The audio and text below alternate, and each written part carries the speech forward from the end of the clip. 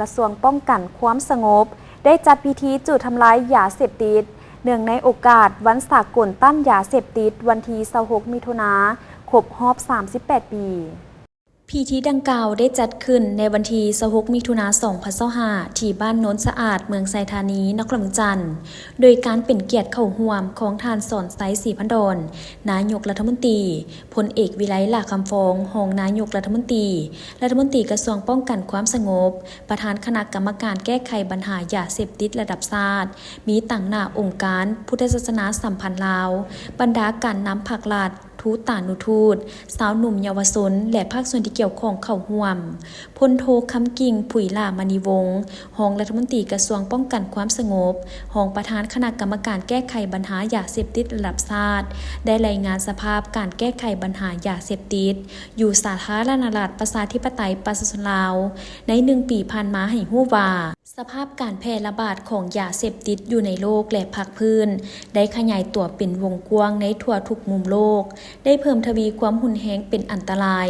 กลายเป็นภัยข่มขู่ต่อสภาพการพัฒนาเศรษฐกิจวัฒนธรรมสังคมก็คือเสถียรภาพทางด้านการเมืองและความมั่นคงของบรรดาประชาชาติอยู่ในโลกสำหรับประเทศลาวเฮาก็แม่นประเทศหนึ่งที่พวมประเสริฐหน้าต่อกับภัยข่มขู่จากปัญหายาเสพติดโดยเหตุนั้นพรรครัฐบาลจึงได้เอาใจใส่เฮ็ดเวียกงานสร้างความรับรู้ทั่วสังคมเป็นต้นได้เอาใจใส่โฆษณาศึกษาอบรมเผยแพร่กฎหมายผลให้ภัยอันตรายของยาเสพติดได้ออกใบยั่งยืนรับรองบริษัทเข้าร่วมโครงการปลูกพืชทดแทนการปลูกฝิ่นอยู่แขวงภาคเหนือมีประชาชนได้รับผลประโยชน์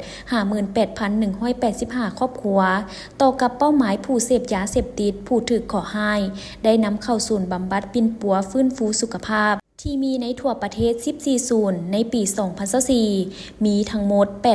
8,476 คนหญิง 392 คนในนั้นปิ่นปัวดีแล้วกับคืนสู่ครอบครัวมี 5,417 คนหญิง 276 คนสืบต่อปิ่นปัว 3,049 คนหญิง 96 คนสามารถสร้างบ้านปลอดยาเสพติดได้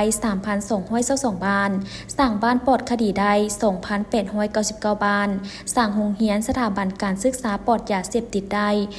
5,917 แห่งสร้างสำนักงานองค์การกำลังประกอบอาวุธปลอดยาเสพติดมีจำนวนเพิ่มขึ้นในแต่ละระยะ